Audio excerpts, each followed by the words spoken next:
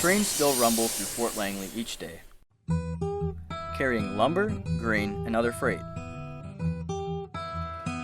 But once upon a time, trains stopped right here at Fort Langley's CN station for passengers.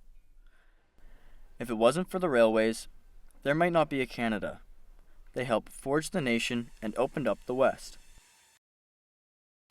Well, the CN station was a very symbolic and evocative symbol here in the village and for the township and the region beyond that. If you can imagine this building being open for over half a century, starting in 1915, all the arrivals and departures, including soldiers coming to and returning from both World War I and World War II.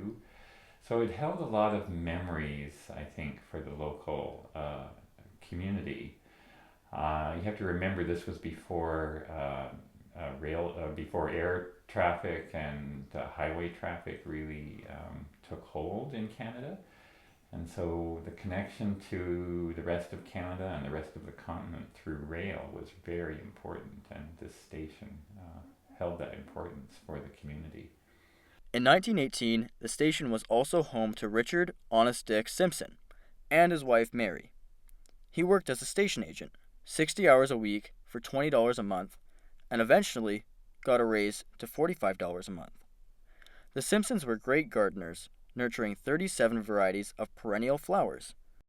They competed with other station agents each year until they retired in 1929. In 1939, people gathered to witness a royal visit. King George VI and Queen Elizabeth whistle-stopped across Canada aboard their blue and silver royal train. CN Station was central to life in Langley for almost 60 years, but eventually, passenger service withered across Canada. The station became an empty shell and CN was ready to demolish it. The Langley Heritage Society had another idea. Save the building. Restore it. Make it part of community life again. It took a lot of negotiating, but CN agreed to provide land to the township of Langley, about 300 meters from the original location, right in the heart of the village. The way this building is built up on blocks, it was well off the ground, and that had preserved the building, and it made it easy enough to get the big beams underneath it to move it. And it's, as long as you don't have to take a building out on the road, it's a fairly simple job to move the building. Langley Heritage Society volunteers donated labor and money to move and restore the station. Well, there's a pride of accomplishment, for sure. We were uncertain in the early days of the society whether we were going to be successful. People weren't that interested. They didn't understand that historic buildings are touch points for a community and its history, and really kind of draw people together to connect around their history. And we understood that, but not many people did.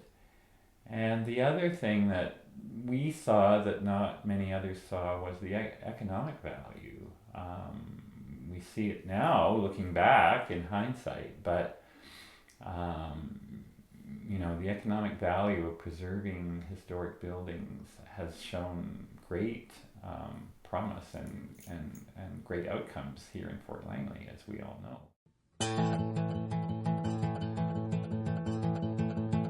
Later, a caboose was added. Today, it's home to an impressive model railway. This basically was here to show people what railroading was about. So it's not a prototype of Fort Langley. It's a generic railway setting. We decided on the late 50s for our era so that it would demonstrate and show the transition from steam engines to diesel engines. And of course, Canadian National Railway. So we depict on here from time to time a variety of steam engines and a variety of diesel engines that represent that era. And we chose a maintenance facility. We chose some industries that were, of course, a reason for the railways to begin with in the first place. We have a mine in one corner that represents, of course, the coal part of the rail transport, which is behind me over here. And I built a sawmill for the forestry industry. So there's a sawmill at the other. A 1947 passenger car that worked in northern BC was restored and coupled to the caboose. The original gardens have been revived too, using seeds from some of Mrs. Simpson's plants. Groundbreaking partnerships and collaboration have made all of this possible.